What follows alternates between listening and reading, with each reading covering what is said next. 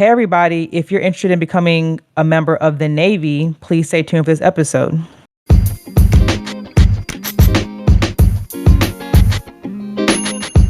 Hi, I'm Kiki. And I'm Kemi.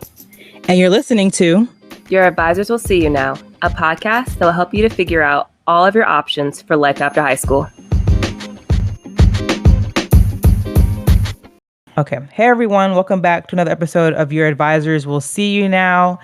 We are in one of our career chats today. So it's not July right now when we're recording, but when this comes out, it'll be July. And Kemi and I thought that it would be kind of cool to do a military themed month for July because it's going to be Independence Day in the States. So we just thought, yeah. And it's really cool too. I think we've had in the past, we've had our lovely editor and producer, Warren, who is in the Army. We've had him on, but we were like, we need more people from the military. So Kemi and I came up with, like I said, doing a military themed month for July. And we're kicking it off with one of my good friends that we've been friends for forever. And she's in the Navy. So I'm gonna let Alice take it away. She's a great speaker, so you'll be very entertained. But if you're a first time listener or haven't listened in a while or haven't heard one of our career chats, we like to have people come on and talk about what their careers are, how they got into their careers, just to give listeners a snapshot of what the occupation or what that life is like in that specific career. So this month will be military focused and we'll have people from different branches of the military.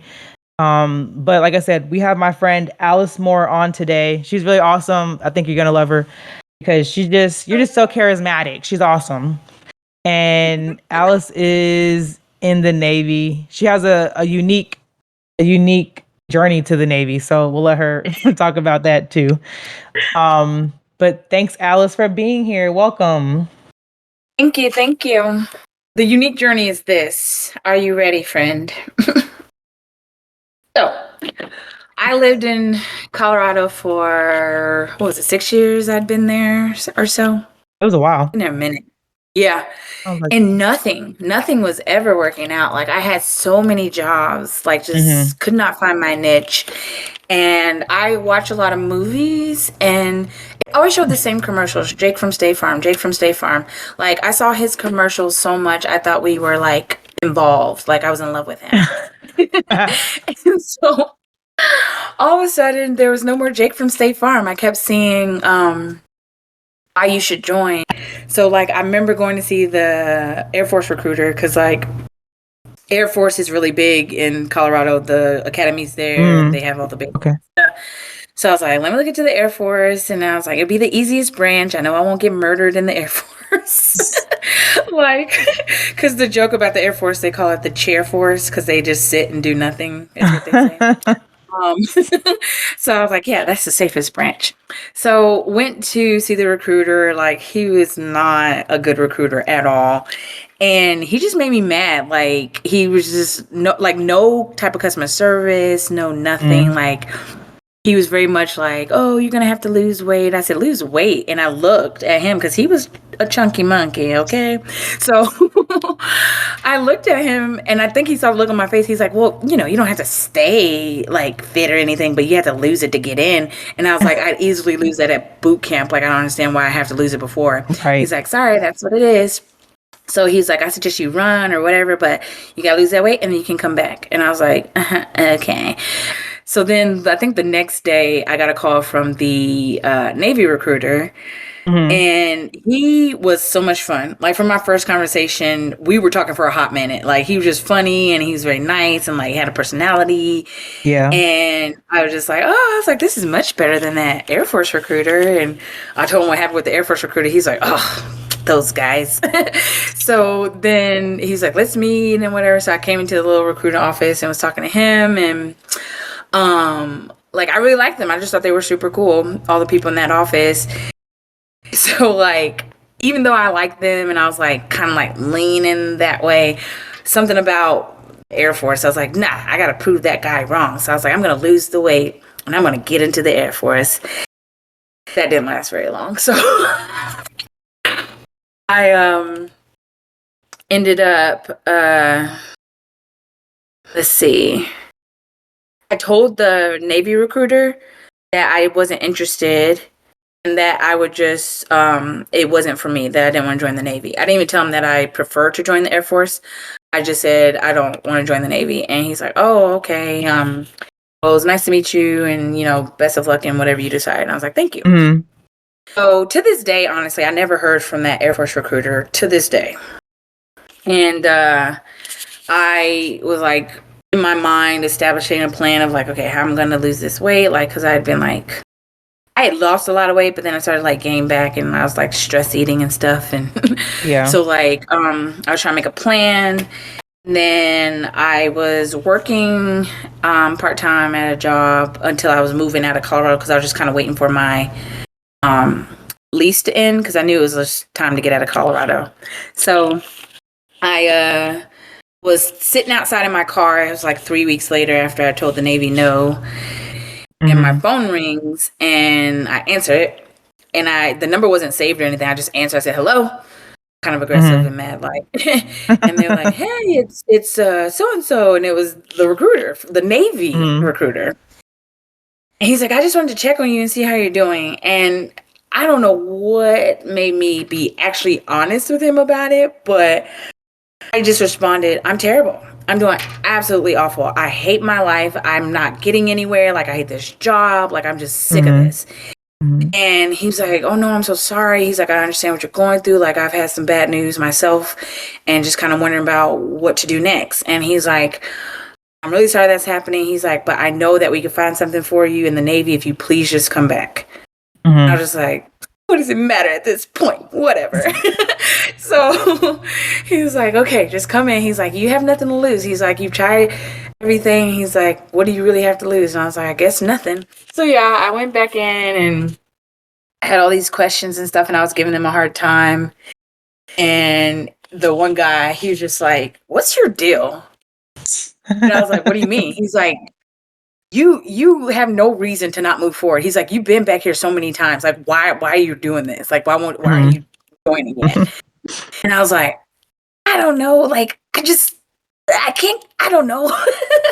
So like, I didn't want to commit. And all this time, like even that time that I told him I didn't want to join the Navy, I stopped being stubborn and finally went through the process. And I am a sailor now. It's just sailor. Yeah, I don't remember exactly when you told us. So backstory: Alice is like our friend group coordinator, like meeting coordinator. She's really good about that. We're all like, sure, we'll be there, but she always coordinates them. She's like, when's a good time? And I feel like we had a one. I feel like you said it like that too. Like I have something I have to tell y'all. We're like, what is she about to say to us? And none of us expected that it was about to be you're going to join the Navy. Because wait, do you mind me telling like how old we are? I think they know how old I am on the podcast, but do you mind? Okay. So at the time you were like 30. Were you 31 or 30? 32? Okay, yeah, because you're a little bit older. Sorry, I was 32. That's 31. Right, 32, 32. Okay. But yeah, we were like, it's not impossible. Like, obviously, Alice is like is a proof that you can join the Navy at any time as long as you're healthy.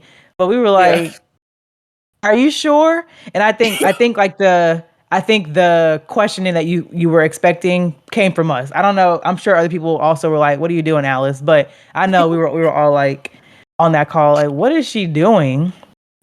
Like, but Alice always, when she puts her mind to something, she's going to do it. And it doesn't really matter what you tell her. So we're like, all right, she's going to do it.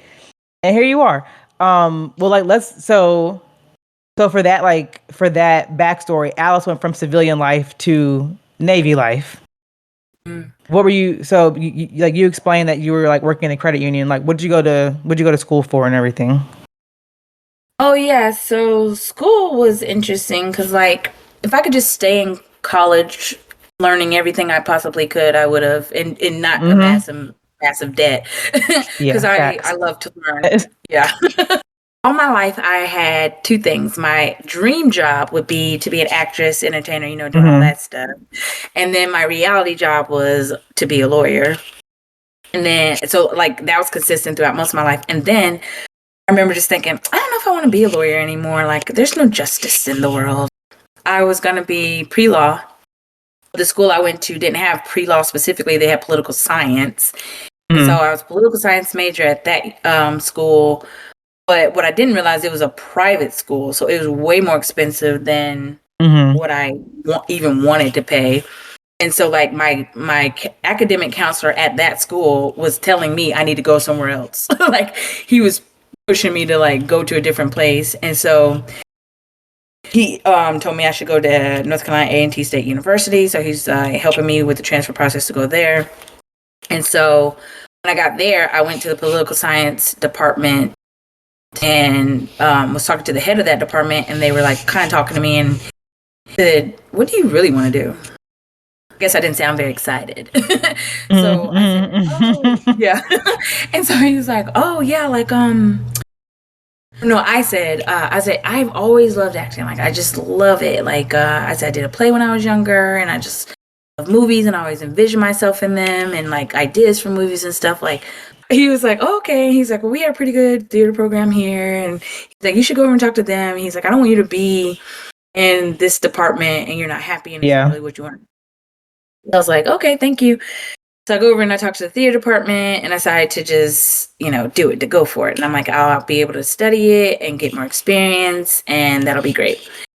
So I became a theater major and then I had picked up a minor in speech communications and I was almost about to even have like a philosophy minor or even try to pick up a Spanish minor. Like I had all these credits galore. And the theater department wasn't really working out because they are crazy, like spawns of Satan. And I'm just like, I can't. So like they were trying to blackball people. I'm like, this is an educational environment. I have to pay this back. Right. You're supposed to just blackball me. And like none of them had any success. Like they're not big names of anything. But they act like they had your whole career in their hand. And like if you didn't kiss up to them, you'd never make it in life. And I was like, psh. So it was just an awful experience, and they hated me because, like, sorry, I have kind of a big mouth, and I didn't have a filter, so I was like letting slip something. And I remember going to the head of the liberal arts department, and because I was like, I can't take this anymore. I had already by transferring schools and changing my major, I extended my time in school because we always supposed to graduate 2013. And like I went to like all y'all graduations, and I just remember thinking, dang, I still got more time. So then, like, I went to her and I said, "Hey, like, if I change my major to liberal arts, do I have enough credits to still graduate when I'm supposed to graduate?" And with my new date, because my new date was like May 2015 instead of like May 2013. So I said, I want to be able to still graduate in May 2015. I'm not extending my time anymore because I'm done with this. And she was like, I'll do you one better. She's like, I can get you out at the end of this semester. And I was like, what? And that's December 2014. Yeah. So ended up getting my major changed to liberal arts, and I had all the credits to get out that semester. So like that was great because I was just like, I can't take this anymore in this department, and I'm ready to go. So I ended up getting a bachelor's in liberal arts, but I call it my loophole degree because I can just do whatever I want. Right. Yeah, it's true. It is true. Okay. That's like helpful backstories people can see. That's why I said at the beginning, everyone, she has a unique journey. And it's not like the most unique. Like people do this all the time, like go from civilian life to military life. But just because I've watched your journey too. It is unique. And I just remember our disbelief when she was like, "I'm going to the Navy." And I was like, okay. But you are killing it though. You are doing the thing. So you explain a little bit about the recruitment process. When did you like figure out like when you were going to like boot camp, and like what was the boot camp experience like? So when you go through MEPS, like they dig into your life and you have to answer all these questions and stuff. They do background checks, all that. I originally wanted to leave right when my lease ended in January 23, but then I didn't leave until April. So like went to MEPS, and you're there all day. Like, don't make no plans when you go into MEPS. MEPS is what you're doing that day. So got there really early. Was there all day. They do hearing tests, urine tests, blood tests. They do physical. What's it called? Physical, whatever. They look at you.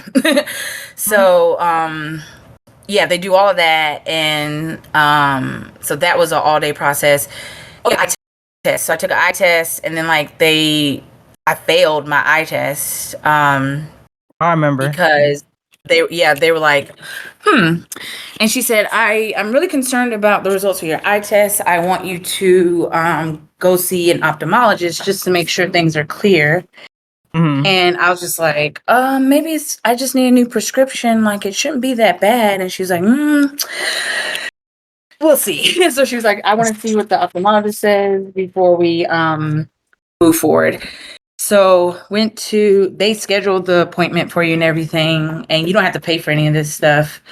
So went to see the ophthalmologist, and that's when I found out I have an eye condition called keratoconus, which I'd never heard of in my life. I thought they made it up. And it's when your cornea bulges out instead of being just smooth and round. Mm-hmm. So all this time I thought I just had an astigmatism, but I had the keratoconus. So with that, you have to get a waiver. And a waiver is to say, you had this problem before you came in, you're coming in with this problem. If you should have any further issues with this problem, it's not on the military. It's not our liability, because through your service to us, it did not occur. Right. So approved it. I finally heard, because it took a month. So I went to MEPS in January. I had the appointment in February, and I didn't find out I was approved until March, and then I left in April. So I had what was called the quick shipping. So from the time they approved it to the time they were like, we want you to leave and go to boot camp this time, it was 3 weeks. So they give you a shipping bonus for that if you're willing to go out pretty quickly. Oh, cool. Plus I got a college credit bonus because I had a degree. Right. But if you have based on what you have, you can get a bonus. So I know somebody who got $3,000 because she had college credits, but she didn't have a degree. So I think I got the max of that because I have an actual degree. Right. So yeah, it was just they're like, oh yeah, you can't forget about the ASFAB, the aptitude something whatever big acronym that you take the test for, and they see what your and I got a 96. A perfect score is 99. Nice. So okay, the higher you get, ASVAB stands for Armed Services Vocational Aptitude Battery. Sorry. Thank you. I never remember what the words are in there, but yeah, so I got a 96, and the higher you get, the better the job opportunities for you. And the only thing I really wanted was the language rate. Rate means job in the Navy. So it's cryptologic technician interpretive, where you go and learn a language. And that's all I cared for. That's all I wanted. And he's like, yeah, you got it. You qualified. You got a 96. Nice. So when you take the ASFAB at the recruiter's office, you take it again at MEPS to verify that you really got it and you didn't cheat or anything like that. So I got a 96 both times. Oh, sweet. So they're like, oh yeah, she really is smart. So yeah, took the ASFAB, had that score, went to MEPS, that whole process, the referral to the ophthalmologist, anything they need to look at, they always take care of. You don't have to pay for that. So when everything was final, I signed the contract and everything. And I will say, ask about guarantees, because I didn't know about guarantees. That's something I was very ignorant of, because I don't have a Navy or military family who could tell me about stuff to look for in my contract. So the only thing that was guaranteed was the bonuses they were offering. But there was one of the main reasons I had joined is because I wanted my school debt paid off. But that wasn't on there in the guarantee. But he gave me the paperwork to fill out to get that process rolling. So I was just like, oh yeah, I definitely get it because he gave me the paper. But then I found out later, nope, it should have been in your guarantees. And I was like, ah. So that was the only thing I'll say. Like, make sure whatever you want, it's in the guarantee because they have to give it to you. So yeah, that was the process. So I found out I had like 3 weeks from the time that I would be going off to boot camp, and I went in April. And you said what was the experience like at boot camp? Yeah. 1 second though. Sorry. You were like saying a bunch of acronyms. I already said what the ASVAB is. Yeah. I wanted to see, and you gave context of what MEPS is, but for anyone listening, MEPS is the Military Entrance Processing Station. These are just like little keywords that you remember when you, if you're going to recruiter, you'd be like, oh yeah, Alice said that, just so you know what it is. Yeah. Okay. Yeah. But yeah, I asked like what. Yes, exactly. But yeah, I asked what boot camp was like as well. Okay, I'm not gonna lie to you. I almost didn't join because of boot camp alone. Because of my age, said I should be able to skip boot camp because I had professional experience. I was like, I don't need to go there. Like, this sounds awful. And they were talking about like the communal showers and all that stuff, and I was like, I cannot do it. So like that was one of my main concerns because like, you're not only going to be naked among all these people you don't know, but you're going to have to see their naked body too. And I'm going to tell my recruiter, I don't want to see them and I don't want them to see me. And he just started laughing. He's like, it's only boot camp. Like, it's never again after that. And I was like, I don't even understand why we got to do it in boot camp. I don't know. I feel like I had to have an outer body experience in boot camp. I'm not going to lie to you. Because, number one, I didn't want to be there. Because I felt like I was just too old to be having to go through boot camp, and everybody in my division was like from 18 to 20. There's barely people that were like much older. So I was like, June 23rd, like that was my mantra. June 23rd, that was the date of my graduation from boot camp. June 23rd, anything, something happened. Just make it to June 23rd. Because I tell you, I was ready to choke them. So like I remember the first when you're in P days. P days is I guess the P is more for like preparation or something like that because like you're not in boot camp yet. You're kind of waiting before you get assigned to your division and get assigned your RDCs. RDCs are Recruit Division Command. They're in charge of the division at boot camp. So you're waiting in what's called P days until you get that. So, and they don't let you sleep. So when I first got there, you weren't allowed to sleep. If you fell asleep, somebody's going to wake you up. You have to stand up, all that stuff like that. So for like 48 hours straight, I was up, did not sleep. And you show up you go to MEPS and then like they process you out. You go catch your flight, you fly to boot camp. And you're at the airport, they make you throw out stuff that you have that you can't bring with you. So I had these good old cough drops that were delicious that I had. And like, I was so sad. I was like, I just bought them. They're so good. I don't want to throw them out. So I had to throw out a few things. I was like, how dare you? So then they're like, already at the airport, they're already like ready to yell at you and cuss you clean, smooth out. I was told, shut the F up. Oh. Even though I was simply just trying to answer a question for somebody.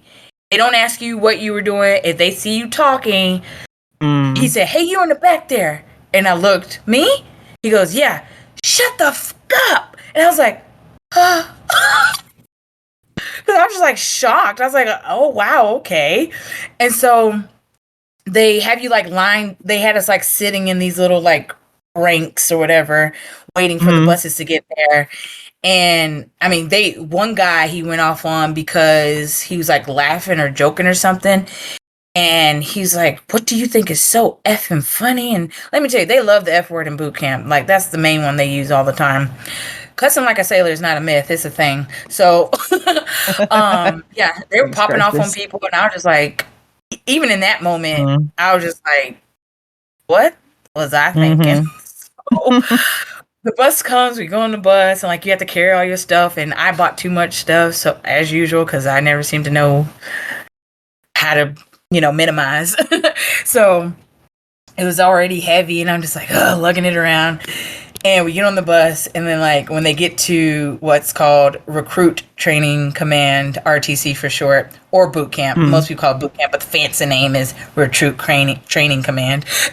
So we get there and they're like, all right, get your and get off the bus now, move. So like you grab everything, you're running off the bus, and you run into the, like, go this way, this way, this way. And they're like, pointing you where to go. Move, move, move, move, move. Go, go, go, go, go. And it's just like, oh, like, like instant. There's no like, breathe. It's okay. This is what's going to happen. It's instant. Like, welcome. So like they get there and they're like, line up here.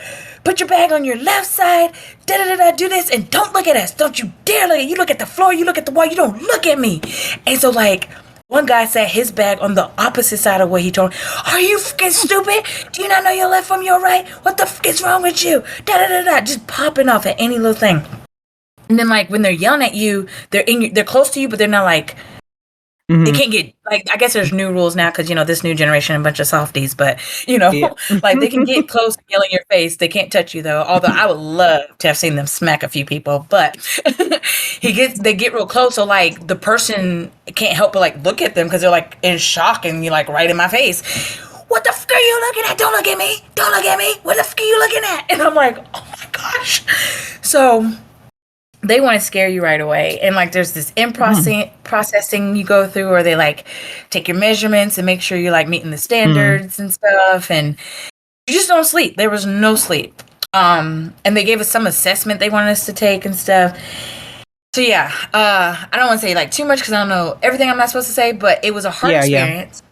You're surrounded by a lot of people. I feel like my division was way too big. And you have to learn to just keep your cool and not lose it, even though it's like they're trying to like try you and see if you can like handle it, you know? So like the thing they're trying to do is weed out, you know, the weaklings per se, or the people that can't really handle it. And I saw a lot of people, they call it an ASMO, where you get, I don't remember what ASMO stands for, but that's how it looks on paper. Or you get set back in boot camp if you like break a rule or do something you ain't supposed to, they'll set you back. And some stuff like you'll get separated altogether. If it was something like you lied about and didn't reveal that you should have.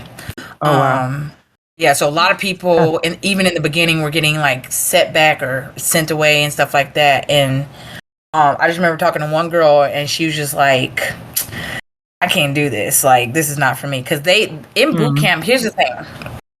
Before boot camp, you can change your mind.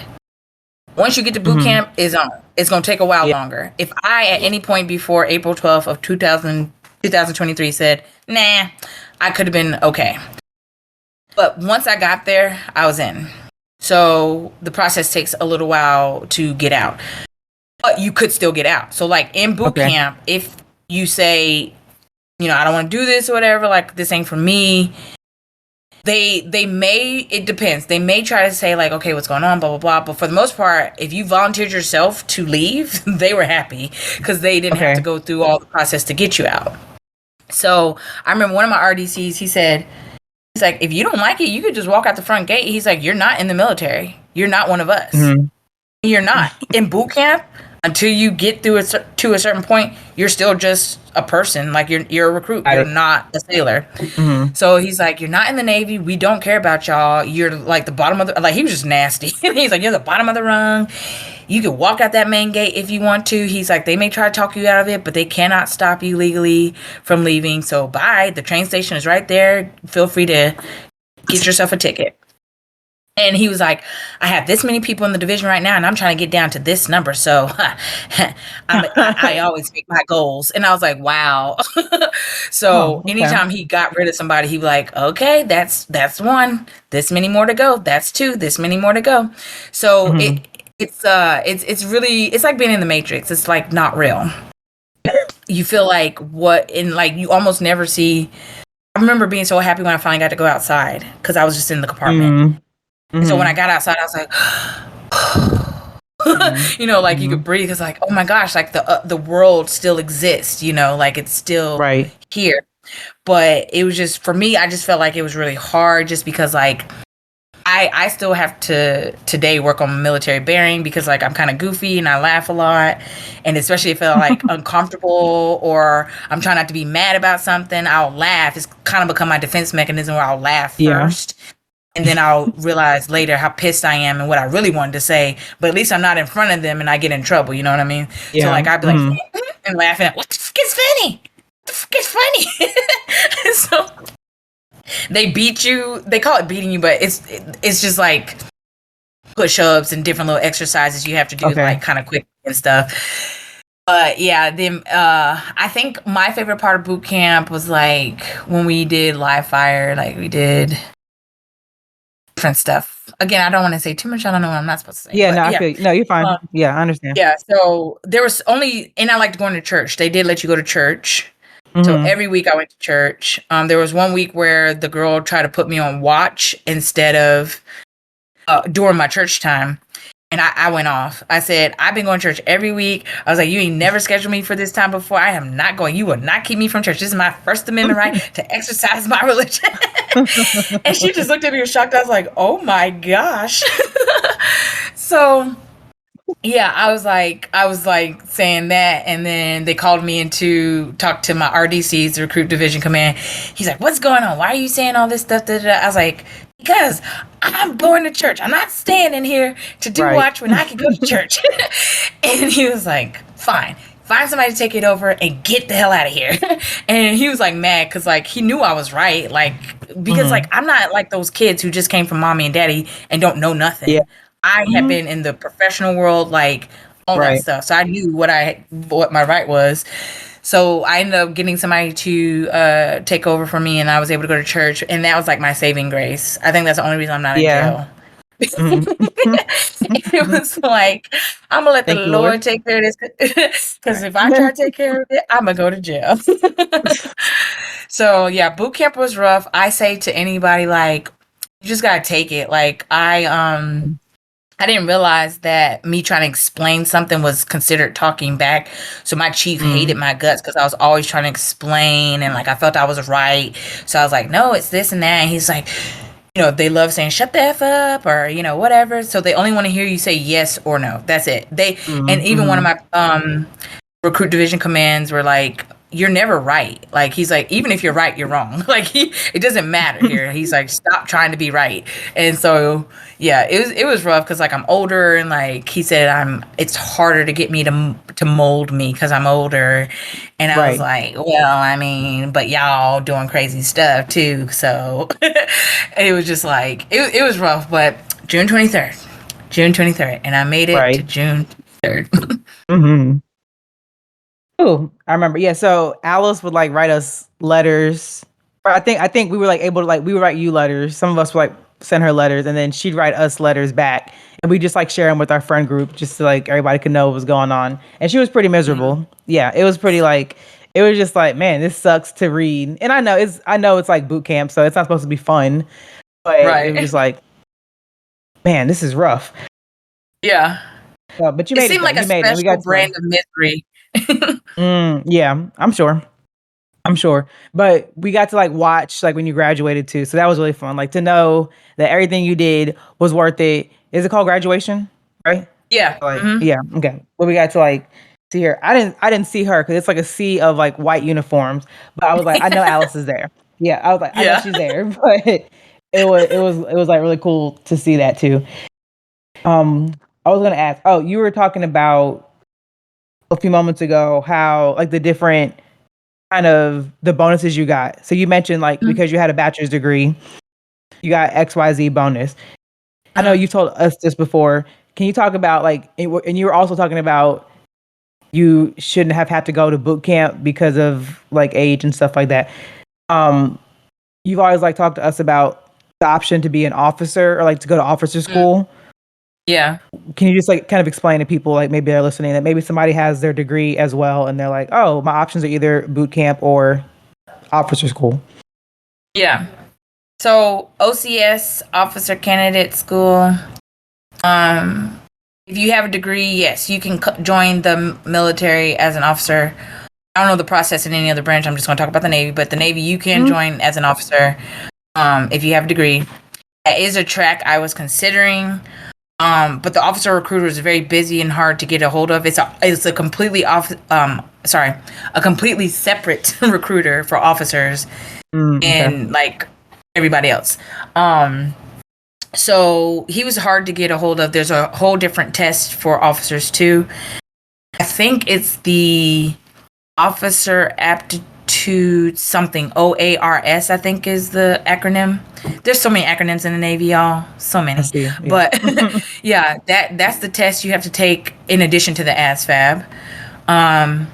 And what's funny is that I took that test and it was harder than the ASVAB, but I passed it.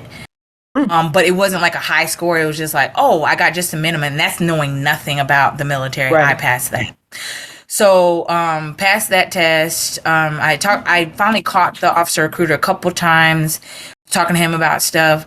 But for some reason, I felt more strongly about enlisting because I was like, I don't know anything about the military. I wouldn't feel right being an officer, and I don't know anything about like what it takes to be in the military. And so I felt like I could like come through up the ranks, you know, get that experience. And that way, if I became an officer, I can actually know what's going on. Because my frustration in the civilian world is always managers who are not in a branch, specifically when I worked in financial institutions, who always want to make us do stuff that doesn't make any sense. And they're never in the branch and they don't know what's going on. So I'm like, why don't you ask us before you get your stupid bright ideas? You know, so I wanted to. Yeah, I didn't want to become the thing I hated, the person who doesn't know what's going on. Yeah, that's admirable. So I was like, I'll do enlisted side first. Plus, it would have took me a lot longer to get in if I went officer route, because you have to fill out these forms and do this little essay thing, and then there's a board and like all this stuff. So it would have took a lot longer. And they only accept it in certain times of the year, and I had I think just missed it, or it was coming up on that. So it would take a lot longer, and I kind of had a deadline. So yeah, the officer route, all I know is it's a completely separate process. But if you have a degree, you can go that route, and they take you to officer candidate school. It's in, I think, Rhode Island. The Navy one is in Rhode Island, I think. And it's like 3 or 4 months long. And it's not like boot camp. You only have to share a room with like 3 other people. And they treat you like you just come in top dog. You know, you're an officer. You'll get that respect. I will say, like, in boot camp, that was part of my frustration, because I was like, you fools should be saluting me right now. like how dare you? So, like, I always said, like, in jokes, like, if one day I do become an officer, that I was going to find that chief and I was going to make sure that he had to salute me. Yeah. Okay. He just gave me a hard time. Yeah. Okay. The next thing, so you're mentioning too, like, rates are your jobs. What's the process to get placed into your career or like your job pathway in the Navy? So the Navy is the only one I know where you can get your contract around the rate you've chosen. For what I know of the Air Force, you make a dream sheet, and out of 10 things, your top 10 things, you could get number 8. Or you could get number 5, like anything but the top 3, you know? So that's what somebody told me when they had joined the Air Force, that like, oh, I made this list of 10 and I was certain I'd get this, but I got like number 9 on my list of 10. So like, you go into the military, or if you go into Air Force, like you have an idea of what you could get, but you might not get your number 1 choice. With the military, or with the Navy specifically, having a high ASVAB score, it was my playground. So your rate, they call it your perspective rate, because you're not that yet, but this is what you could be. So I came in perspective CTI, cryptologic technician, interpretive, aka linguist, basically. And like I said, I love languages. That's what I wanted to do. And I had looked up all the rates. Like, they have an app that has like the different rates that you could look up the information on it and how it like translates to civilian life, all that stuff like that. So anything you choose in the military, you want to make sure it has a good translation into civilian life, unless you're going to spend your full 20 and then retire. Yeah. I'm not sure yet. I'm so frustrated. I'm not sure yet. So I'm like, I want to plan for if I'm getting out. You know, I don't want to plan for if I'm staying for 20. So for me, it was like that app they had, which I loved. I looked through all of that and I knew what I wanted. So my contract was for that specific rate. But the first start of that is you go to school to learn the language that you're assigned. That is interesting, because like, when I arrived at my A school, so A school is just like the first training school you go to. They call it A school.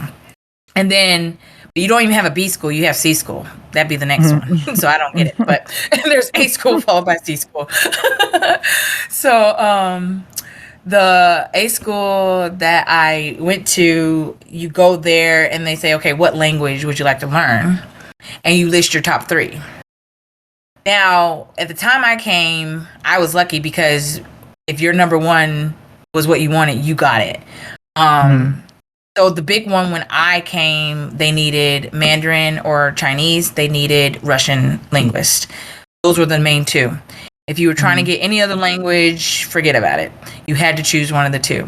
Thankfully, Mandarin Chinese was my number 1. So it didn't bother me that that's what I got. But it was rough. That language is no joke. I was so silly because I was like, I love the food. So my love of the food, I'll be good at the language. No. No correlation there whatsoever.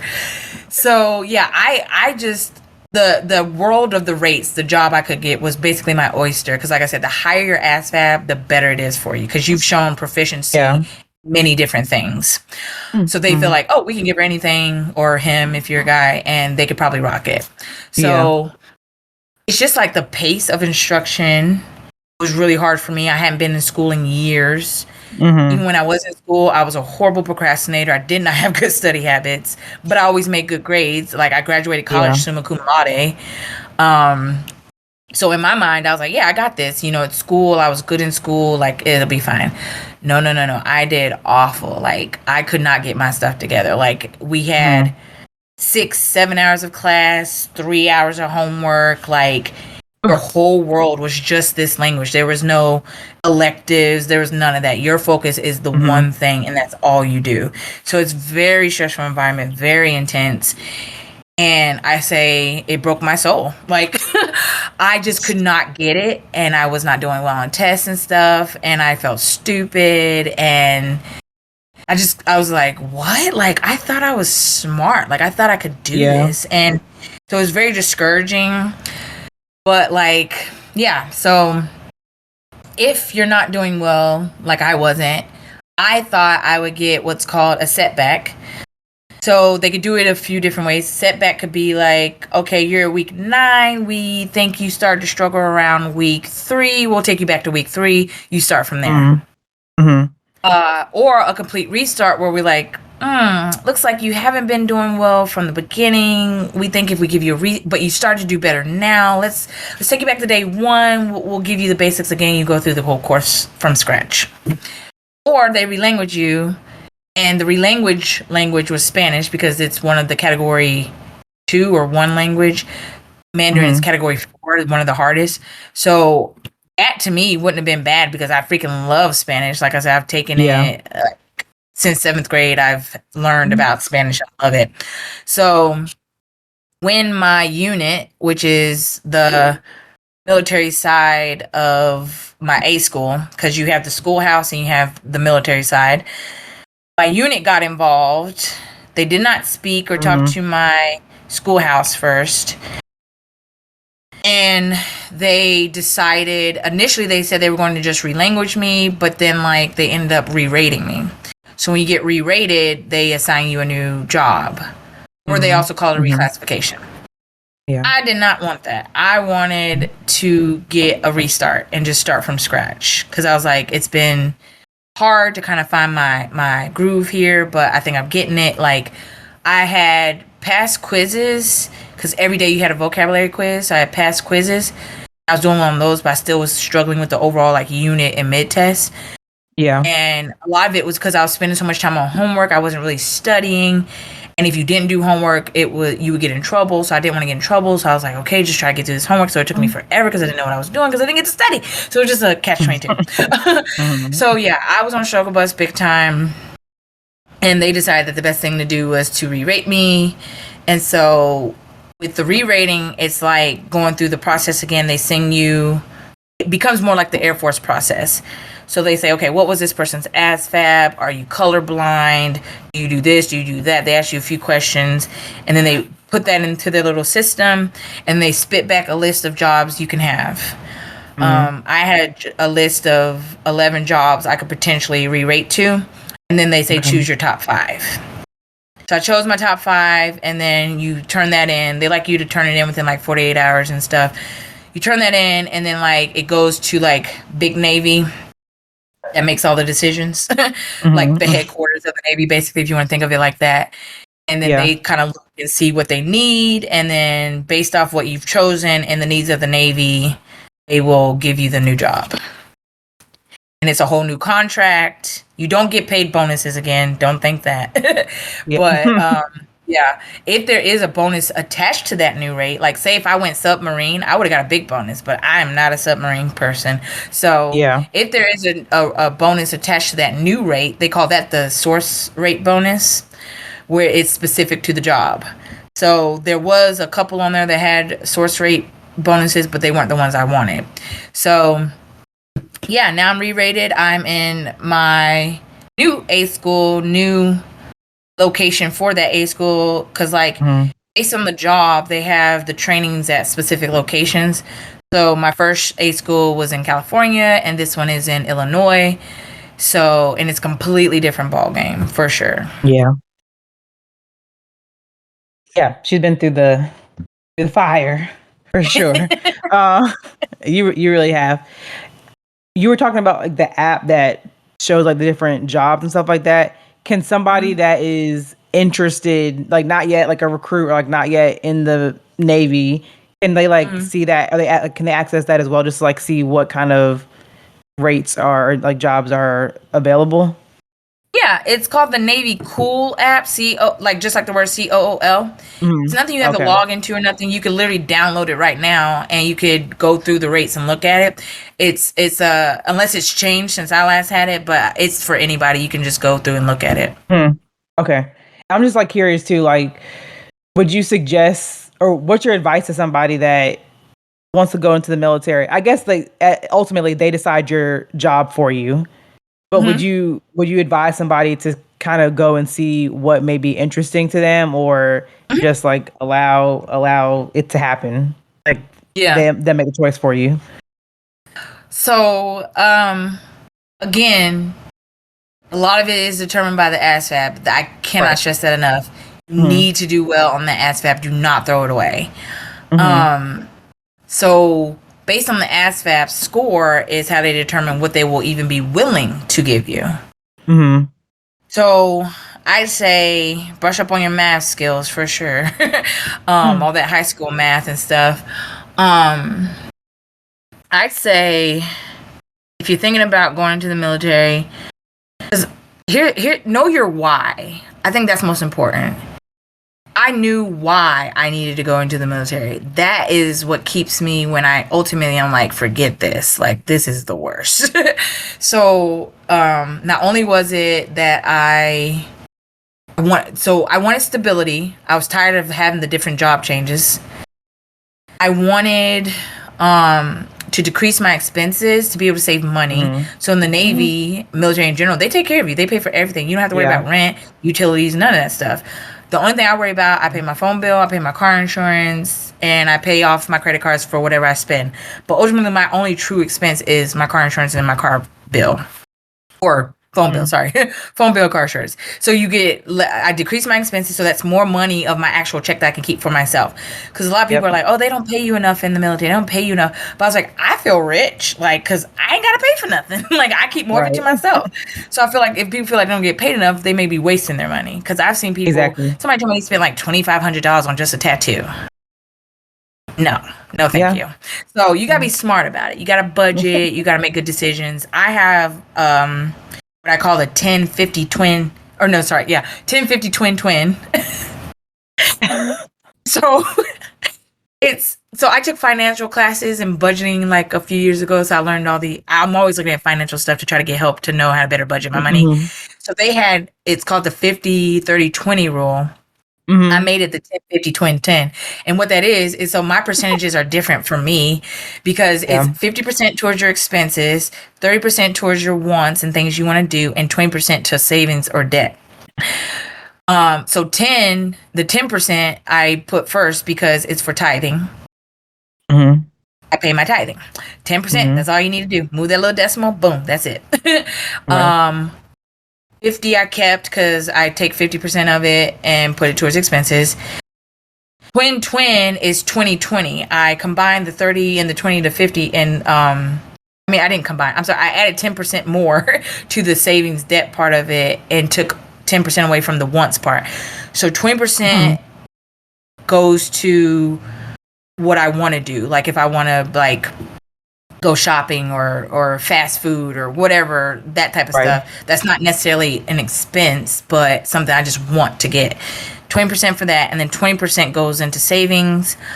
And like if you have debt, you could do maybe like 10% to the debt, 10% to the savings, or you could do 20% all to the debt, and then like once you pay that off, all to savings. So that's my rule for every check. Every check, I do the same math. I take 10%, I take 50%, I take 20% times 2, and I put it. I have my main account for my expenses. I have another separate account for my wants. And then I have my savings accounts and some stuff I have in like CDs that have pretty good rates and stuff.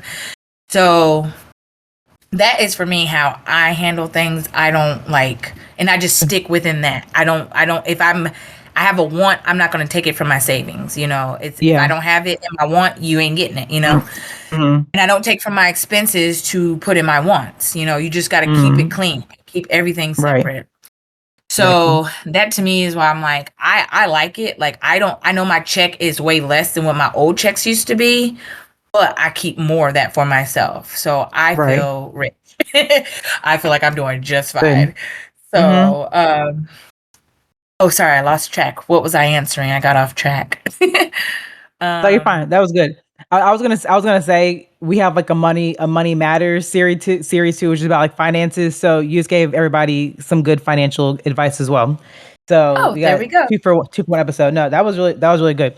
I was asking you about like the jobs. I think like the jobs. Yeah. Sorry. Yeah. Okay. Yeah. Oh, you're fine. That was fine. It was good.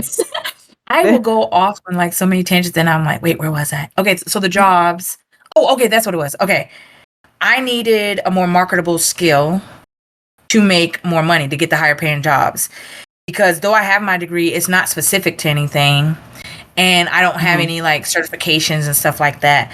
So I didn't want to go back to college and like go into more debt just to get like maybe not even get what I want still. Because a lot of people out there know like you get a degree and you still may not get the job you want.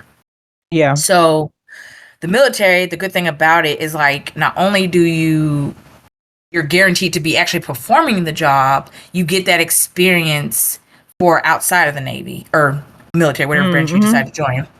So like that's what I liked about it. I was like, I'll get a more marketable skill. I'll already have experience in it by the time I've left the Navy, or if I leave the Navy. Don't tell nobody. But so it's like it's better that way because like a lot of people I know would talk about like, oh, they always say they want experience. Well, if you hire me, I'll get the experience, you know. Exactly. So like, yeah, once I leave, if I decide to not stay in the Navy, I leave, I'm gonna be like they're gonna be clamoring for me. Because they love hiring military people because they know you've done it. They know you've been doing it. Yeah, of course. And if you have an honorable discharge from the Army, you've done what you're supposed to do. They want you and they offer you the big bucks. So that for me was a way of like improving my resume without having to go into debt by going back to school, like full-time school. So I think that's what it is. Know why you're joining. And what you'd like to do, what you have an interest in. I knew I wanted to learn languages, but like even still, like with the languages, maybe I become a translator. I'll just have the language under my belt. But with this new position, this new rate, this is really going to bring in that money I've been wanting to see beforehand. Where I was just working like what I call the chump change jobs, where I wasn't getting much. Even though that last job I had that I really wanted and fought for, I was like, oh, this is the highest per hour I've ever seen. But like, you know, still wouldn't have been enough. So with the jobs, definitely get as high as the ASVAB score as you can. That way you have more say in which job you choose. And even if you get re-rated, like you never make it to that job. Like I have time in service, but I don't have time in rate. Because I haven't actually performed my job and graduated in A school yet. So, and they would like you to be done with training in the fleet within the first 2 years. So, like, I think that factored into the decision about restarting me because Yeah. Mandarin course was so long, So, yeah, you just gotta know what you want, what you're interested in, have an open mind, get a high score, and just, like, do it. Like, because I can't go back to school. I'm sorry. Like, not school, you know what I mean? Like, Yeah. I just don't. I want to pay off my debt. I don't want to make it, higher. And so that's what it was. Absolutely. That's what's important to me, I think. Absolutely. No, one of our other like mottos is to go to school with as like least amount of debt as possible. So we don't want to add more debt. Anybody, don't add more debt if you can avoid it. Yeah. No, that was helpful. Even like the finance part, but like the knowing your why is really important too. Because I've always heard people say that people got into the military for the wrong reasons, and that's for anything in life too. Like know your why. But the military is not like y'all are serving our country, and you're and we're in the middle of a lot of things right now. So it's like you're making a decision that impacts like not just you, but impacts like your family's life too, your friends, and you don't just get into it just because of dollar signs, which you may not even see like right away. So Right.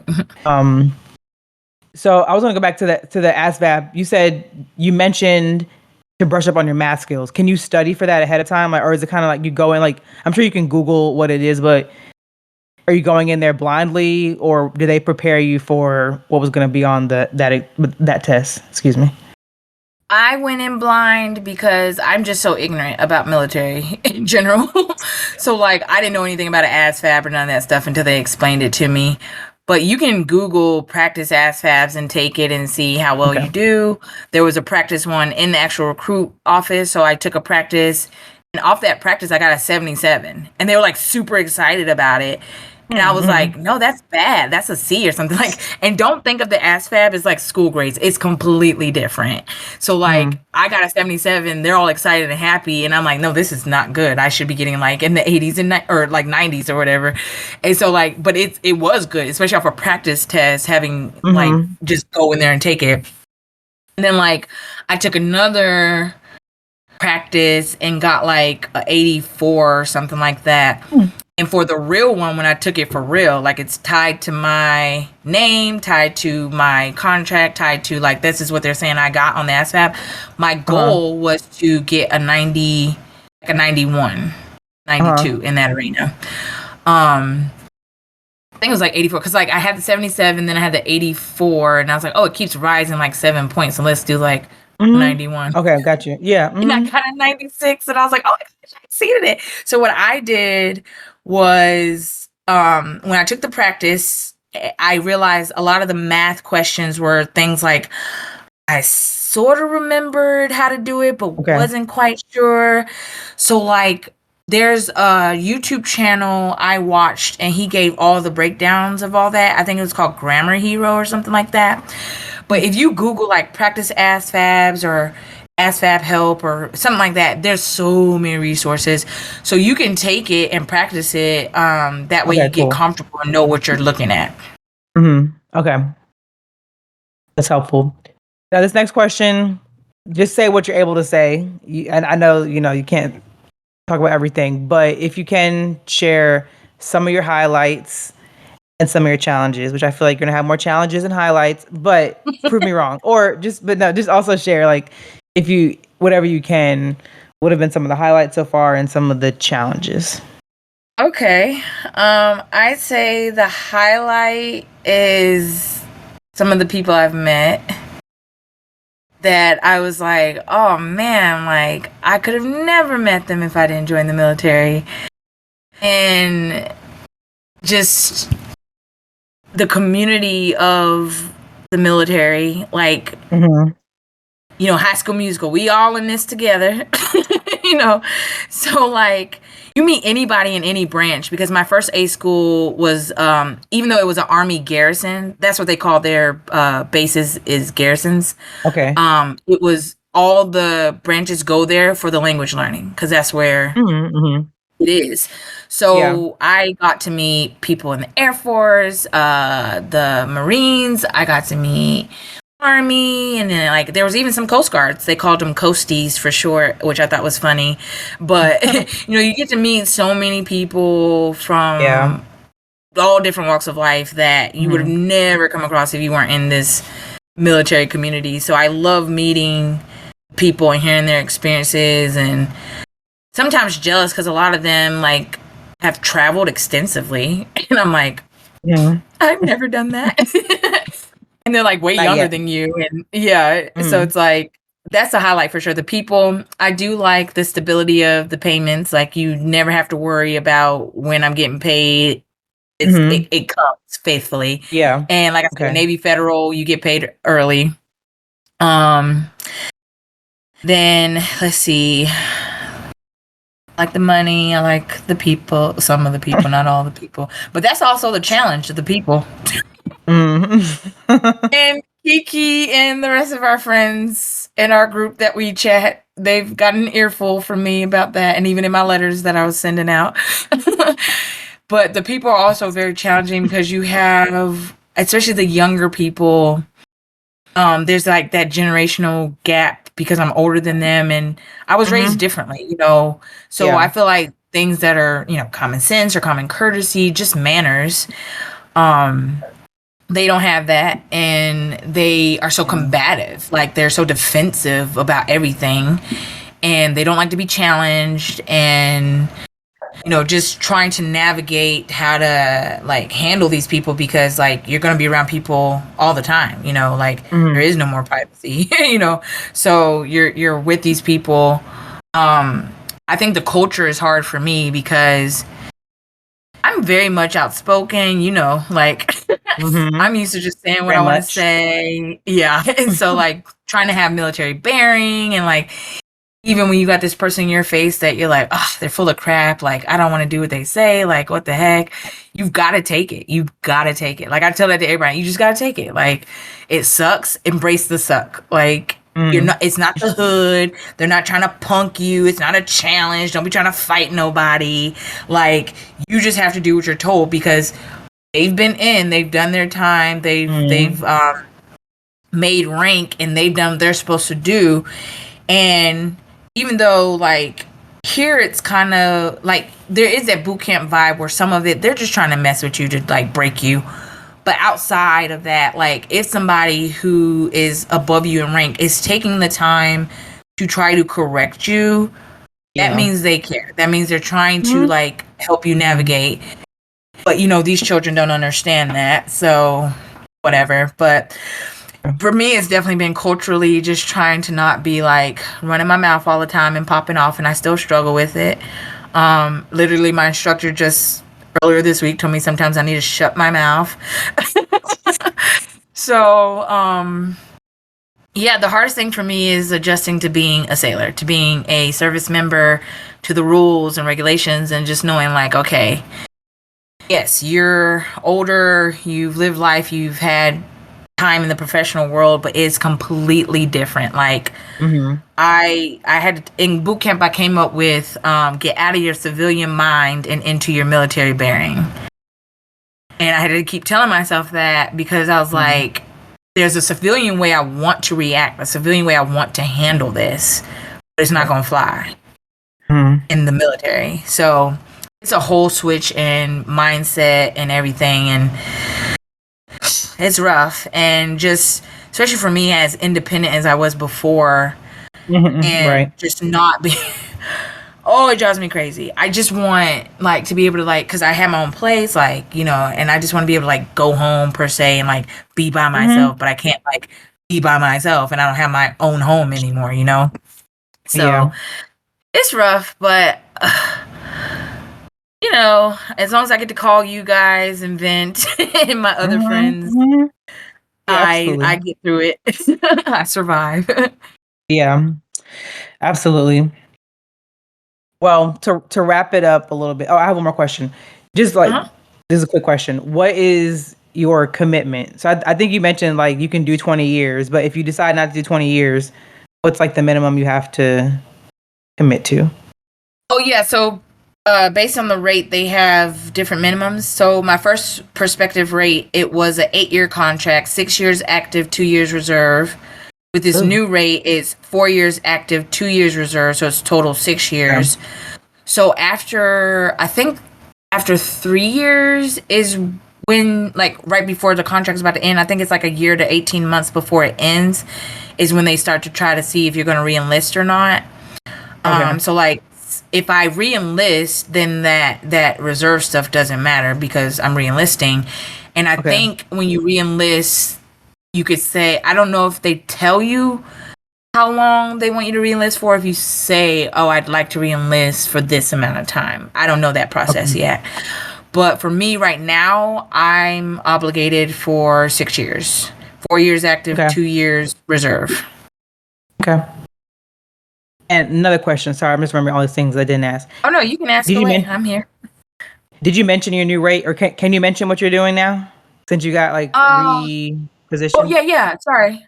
It's FC, or it's short for... yeah, sorry. I just had a stroke mid-sentence. Let me start again.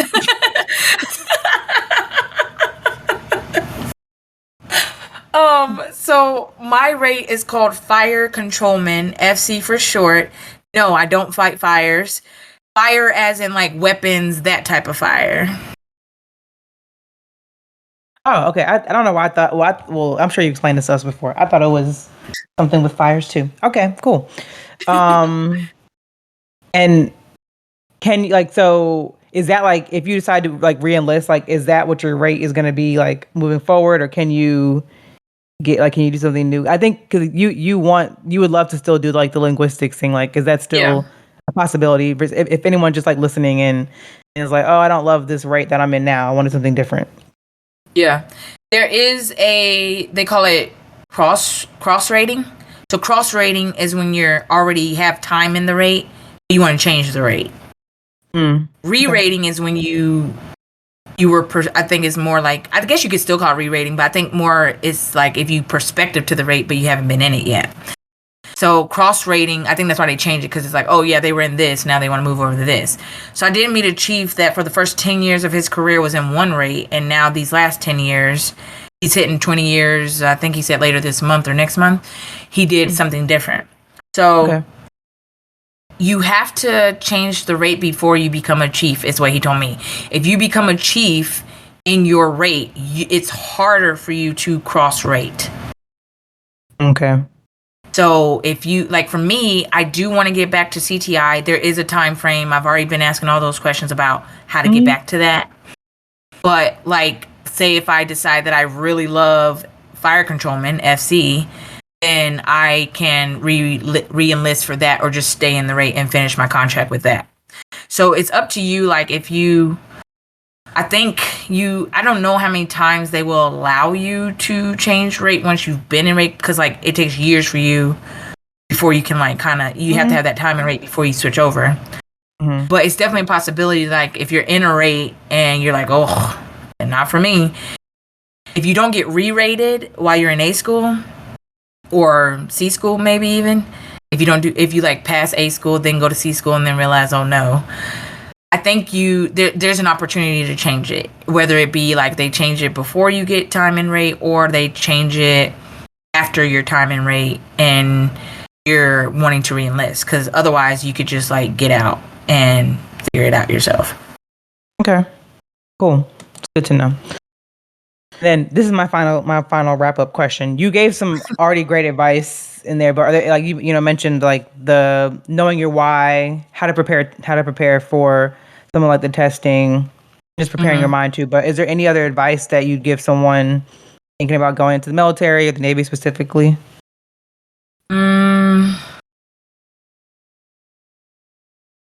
Know that it's the military.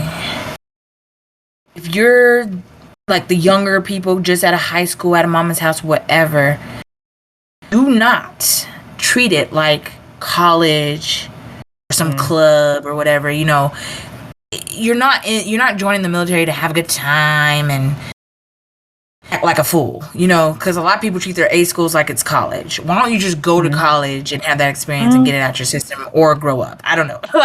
Or you could go to community college so you don't get in too much debt trying to go to a full that's the thing that saddens me the most, is that a lot of people are ruining their career before it even gets started because they come to their A schools and they treat it like college.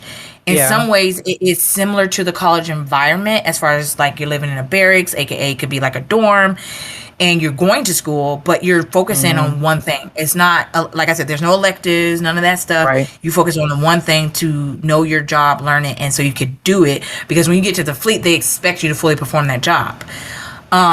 So I would say definitely don't treat it like it's college. We are in the military. Like you said, we're serving the world, like our people, and it has a effect on our friends, our family, and like, we could go to war. Like, I don't even think that truly dawned on me that we could go to war until at my first A school, they were talking about I think it was a thing that happened in the Middle East. I can't think of the countries right now. Anyway, yeah, whatever the person, they bombed or did something, and they were like, yeah, there's a lot of tensions in the world, like we don't know what's to come. They said, right now, you guys, we just want you to learn your job so you can get to the fleet and be able to serve in whatever capacity you're needed. So, yeah, I think understand what this is. Like, the respect that it's the military, and stop treating it like college. Stop making these horrible decisions. And a lot of people I've seen just ruin their reputation, and like they get kicked out. Like, don't come in acting a fool. Like, that's the last thing you want to do. They're not going to play around with you. If they don't somehow catch you in boot camp and you get through they'll catch you in A school. If they don't catch you in A school, they're going to get you in the fleet. And you don't want to make it to the fleet being a piece of sugar honey iced tea, because in the fleet is a whole different ball game. So be mature about it. Like, if you're gonna come in, like, I know people are young and like the parenting is kind of like non-existent nowadays, but it's like, be respectful. Again, it's not the hood. They're not trying to punk you. Like, this, like, somebody's gonna give you an order and you're gonna have to follow it. It is what it is. It's not about your feelings. Say it to me nicely. No. Do what you're told. So and I will say that's the other thing that pleasantly surprised me, was like, they don't expect you to be a mindless robot either. But like, say we were in a time of war, that is a UCMJ, that's Uniform Code of Military Justice, that's over all branches. If you, during a time of war, do not follow a direct order given by your superior, and you cause some mayhem and jack something up, you will be court-martialed. You will get in trouble. You will go to jail. Like, it's a whole process. So, yeah, I think that's the main thing I can say. Because, like, the stuff I see saddens me. Like, that they're, like, why are you making this decision? Like, you're in the military, and, like, I feel like I just walked into the hood. Like, that's crazy. Yeah.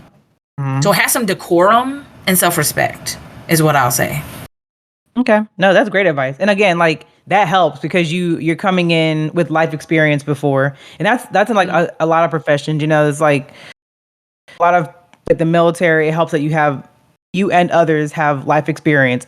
But like becoming a doctor, it's cool when doctors have life experience and become doctors like later in life, because you're not just coming, like the point is, like, you're not just coming in, and not to discredit someone's 18 or 19, but maybe you've never really lived, like you said, you lived in your mom's house all this time, your parents' house, or you've never really been out on your own before.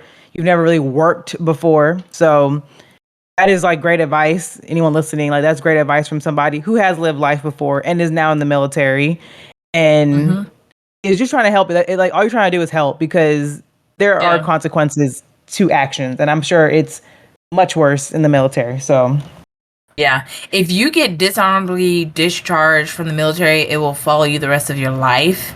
And people will look at you and not trust you, because if you couldn't do what you're supposed to do in the military, they're not going to trust you to work for them and do what you're supposed to do. Simple as that. Come and they like to say this around here, F around and find out. Yeah. Like, just don't do it. Like, just, even like people who got separated, like say you didn't even get to the fleet and get timing your rate, like they separated you at boot camp or at A school, even that can affect you, because they'll ask you in an interview, like, what were you doing before this? You know, where were you in this gap of time? And if you say, oh yeah, I was trying to join the military, then they'll think you're weak, or they'll have whatever negative impression of you because you couldn't do what you're supposed to do. Yeah. Okay. Good. No, that's great advice. You gave a lot of great tidbits. So this was fun. Thank you so much for sharing. I've heard it. Thank you. I've heard a lot of your stuff. But I also learned about a lot about your process and everything too. So thank you for your service as well. That's really thank cool. you for your support. You're welcome. Absolutely. But thanks for being on our podcast and sharing. And we're excited for people to hear. And thanks everybody for listening. We really appreciate all your support, for listening and for sharing the podcast. And if you aren't listening and sharing, that would be a huge help to us, that this can go out to other people. Especially, this is like something that a lot of people are interested in, the military. I think people are interested in it. I'm sure they are. So if you know anybody that's thinking about the Navy specifically, or any branches of the military, have them listen to this one. Alice was entertaining as well. So, I mean, also if you just want a laugh. But yeah, please share. We really appreciate everyone's support. If there's other things you want us to talk about, other themed months you want us to have, or things you can think of that you want us to interview people in those occupations or careers, just let us know. You can email us. You can follow us on social media. It's Yasin Podcast on TikTok and Instagram and Facebook. But thanks so much for joining us, everybody, and we'll see you in the next one. See you.